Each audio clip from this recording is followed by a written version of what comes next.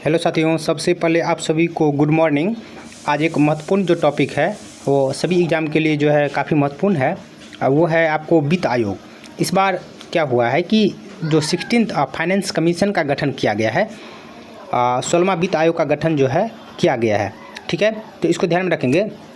यहाँ पे हम कुछ नोट्स भी बनाए हैं और इसका जो है थोड़ा सा जो है इसका गूगल से भी इसको डाउनलोड करके यहाँ पे लगाए हैं नीचे। ठीक है, देखिए सबसे पहले क्या है कि इसके बारे में समझ लेते हैं। ठीक है, जो 16वां वित्त आयोग है इसका गठन जो है 2023 में राष्ट्रपति जी के द्वारा किया गया था। ठीक है, उन्होंने अपनी रिपोर्ट दिया और रिपोर्ट देने के बाद क्या हुआ है कि 1 अप्रैल, यहाँ पर डेट याद रख सकते हैं, 1 अप्रैल 2026 को जो है 16वां वित्त आयोग को फाइनली जो है इसको लागू कर दिया गया है। ध्यान में रखेंगे कि जो वित्त आयोग होता है उसको 5 वर्ष के लिए लागू करते हैं। कितने वर्ष के लिए? 5 वर्ष के लिए। इसलिए यहाँ पे लिखा होगा 2026 से 2031 तक, यानी ये 1 अप्रैल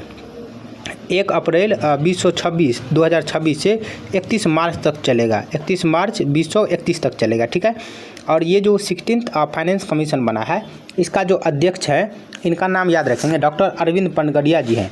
अरविंद पनगड़िया जी के नाम से तुरंत याद आया होगा कि ये जो है गुजरात मॉडल का जन्मदाता भी थे। ठीक है, और नीति आयोग का जो पहला उपाध्यक्ष है वो भी थे। तो कमेंट सेक्शन में बताएंगे कि नीति आयोग का जो वर्तमान में अभी उपाध्यक्ष बने हैं वो कौन बने हैं। ठीक है, तो ये तो हो गया 16th वित्त कमीशन का जो है अध्यक्ष कौन है। अच्छा, ये जो अध्यक्ष है ये एक 5 सदस्यीय बॉडी भी है। ठीक है, इस बार जो बनाया है उसमें भी 5 सदस्य है। वैसे वित्त आयोग जो है एक 5 सदस्यीय निकाय ही है जिसमें एक अध्यक्ष होता है और 4 जो है सदस्य होता है। ठीक है, अच्छा ये याद रखेंगे, इसमें एक महिला सदस्य भी है जिनका नाम जॉर्ज मैथ्यू है। जॉर्ज मैथ्यू जी, हम लिख देते हैं जॉर्ज मैथ्यू। ठीक है, और इस बार जो है 2026-27 के लिए जो कुल बजट आवंटन किया है यहाँ पे लिखा है, देख सकते हैं 1.40 लाख करोड़। इसमें सर्वाधिक रुपया जो है यूपी को दिया है लगभग 17% और बिहार को दिया है लगभग 10%, 9.95%। ये अप्रॉक्स 10% भी दे सकता है। ठीक है, इस बार जो सिफारिश किया है यहाँ पे याद रखेंगे, इस बार का जो सिफारिश में सबसे जो महत्वपूर्ण बात है वो राजकोषीय घाटा का लक्ष्य रखा है। यानी 2031 तक जो है राजकोषीय घाटा का लक्ष्य कितना रखा है कि केंद्र का यानी 3.5% तक करना है और राज्यों के लिए जो है 3% तक लाने का लक्ष्य रखा है। तो राजकोषीय घाटा ये है। आप कमेंट में बताइए कि राजकोषीय घाटा क्या होता है। देखिए राजकोषीय घाटा क्या होता है, राजकोषीय घाटा का एक सूत्र फार्मूला भी होता है कि कुल व्यय में से अगर कुल प्राप्तियां घटा देंगे, ठीक है, लेकिन उसमें उधार को नहीं जोड़ना है, यानी उधार को घटा देंगे, ठीक है, हटा के, तो कुल व्यय में से अगर कुल प्राप्तियां जो होगी वो राजकोषीय घाटा होगा। और अभी जो केंद्र का जो बजट आया है इस बार, इसमें जो सरकार का राजकोषीय घाटा है वो 4.3% जो है 2026-27 के लिए लक्ष्य रखा है, लेकिन एक्चुअली में था कितना, ये 4.4% था। ये 2025-26 यानी संशोधित अनुमान के अनुसार इतना है। ठीक है, लेकिन इस बार का लक्ष्य कितना रखा है, 4.3% तक जो है लाने का लक्ष्य रखा है। तो इसको भी ध्यान में रख सकते हैं। एक सेकंड रुक जाएंगे।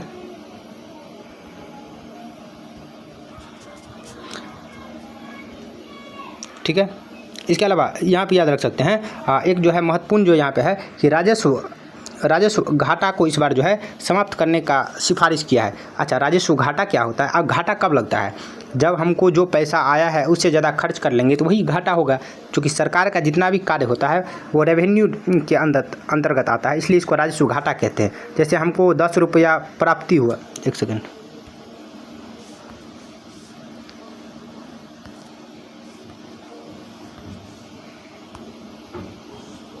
मान लीजिए हमको 10 रुपया प्राप्ति हुआ लेकिन हम 15 रुपया खर्च कर दिए, तो 5 रुपया का क्या हुआ, घाटा हुआ। तो यही है घाटा, यानी कि हमको 5 रुपया का यहाँ पे घाटा हो गया। यानी कि जो है हम लोग व्यय, ये क्या था, व्यय, यानी हम लोग व्यय ज़्यादा कर रहे हैं और प्राप्तियाँ क्या हो रहा है, कम हो रहा है। देखिए ना, प्राप्तियाँ यहाँ पे 10 ही रुपया है लेकिन खर्च हम लोग 15 रुपया कर रहे हैं। तो यही होता है राजस्व घाटा। जब हम लोग सरकार का जो राजस्व व्यय है वो बड़ा हो जाता है राजस्व प्राप्तियाँ से, तो उसको क्या कहते हैं, राजस्व घाटा। इंग्लिश में इसको रेवेन्यू डिफिशिएट कहते हैं। ठीक है, तो ये याद रख सकते हैं, ये इंपॉर्टेंट था। अच्छा, कुछ इस बार है क्या किया है, जो क्षैतिज वितरण है इसका भी लक्ष्य रखा है। देखिए आय के अनुसार जो है 42%, जनसंख्या के अनुसार जो है 17.5%, क्षेत्रफल के अनुसार 10%, वन पारिस्थितिक के अनुसार जो है 10%, और जनसंख्याएँ जो डेमोग्राफिक परफॉर्मेंस होता है उसके अनुसार 10%, और एक और नया जोड़ा है जीडीपी में जो योगदान है इस बार नया ऐड किया है, तो ये याद रख सकते हैं। अच्छा, एक सेकेंड,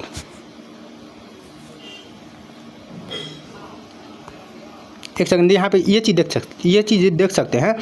जो इस बार जो दिया है वो केंद्रीय करों में जो राज्य का हिस्सा है वो 41% रखा गया है। ठीक है, ये 41% क्या है, ये 15वां जो वित्त आयोग बना था इसके अनुसार भी जो ये इतना ही था, तो इसमें कोई बदलाव नहीं किया गया है। एक्चुअली होता क्या है, जो 14वां वित्त आयोग बनता है डॉक्टर YV रेड्डी के अनुसार उन्होंने क्या किया था कि केंद्रीय करों में राज्य का हिस्सा 42% से बढ़ा के 32% से बढ़ा के 42% कर दिया था। लेकिन जब 15वां वित्त आयोग होता है उसी को घटा के 41% किया था। ठीक है, फिर 16वां वित्त आयोग होता है वो भी 41% ही किया। तो ये याद रख सकते हैं। कुछ इंपॉर्टेंट यहाँ पे आप वित्त आयोग के बारे में जान लेते हैं। वित्त आयोग का जो गठन होता है वो राष्ट्रपति के द्वारा प्रत्येक 5 वर्ष पे किया जाता है। ठीक है, और वित्त आयोग का गठन जो है प्रत्येक 5 वर्ष पे जो है राष्ट्रपति के द्वारा किया जाता है। और ये अनुच्छेद जो भारतीय संविधान का जो अनुच्छेद है वो अनुच्छेद याद रखेंगे 280, अनुच्छेद 280 के तहत वित्त आयोग का गठन राष्ट्रपति करता है। ठीक है, अच्छा, वित्त आयोग जो है ये एक संवैधानिक निकाय है, यानी कि हमारा संविधान में देखिए 280 अनुच्छेद में है ना, कहीं पे संवैधानिकतर निकाय दे देगा या सांविधिक निकाय दे देगा। स्टैट्यूटरी बॉडी क्या होता है कि संसद के कानून से जो भी आयोग बनता है उसको सांविधिक आयोग कहते हैं, यानी स्टैट्यूटरी बॉडी कहते हैं। लेकिन जो संविधान में लिखा हुआ है उसको जो है संवैधानिक आयोग कहते हैं, कॉन्स्टिट्यूशनल बॉडी कहते हैं। जैसे वित्त आयोग हो गया, ये क्या हो गया, संवैधानिक बॉडी है। ठीक है, 280 में जो है वित्त आयोग का गठन राष्ट्रपति करेगा। अच्छा, राज्य का जो वित्त आयोग है वो 243 आय में है। अगर नहीं याद रहेगा तो आय से क्या होता है, इनकम। आय से क्या होता है, तो इनकम। तो इसे याद रख सकते हैं, आय से इनकम, यानी 243 आय में राज्य का वित्त आयोग का गठन जो है राज्यपाल प्रत्येक 5 वर्ष पे करेंगे। ठीक है, अब ये राज्य का जो वित्त आयोग है ये एक अर्ध न्यायिक संस्था भी है, अर्ध न्यायिक है।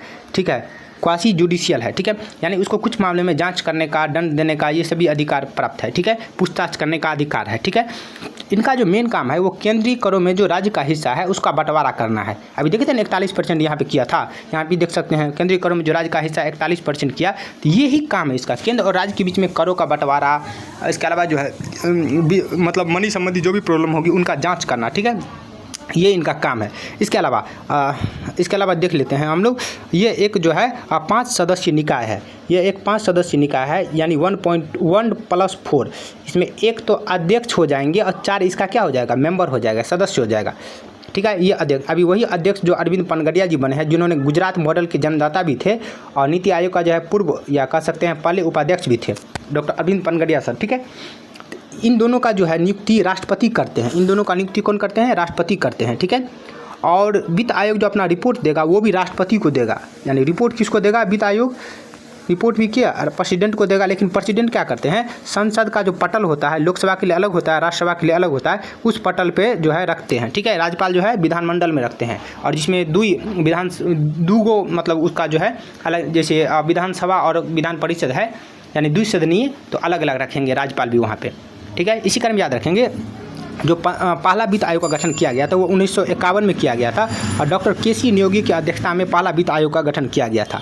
इसके अलावा 15वां जो वित्त आयोग था इनका गठन जो है 2021 में किया था। 2021 से 2026 तक, एक्चुअली ये 2020 में ही हो गया था, 2025 तक चला था।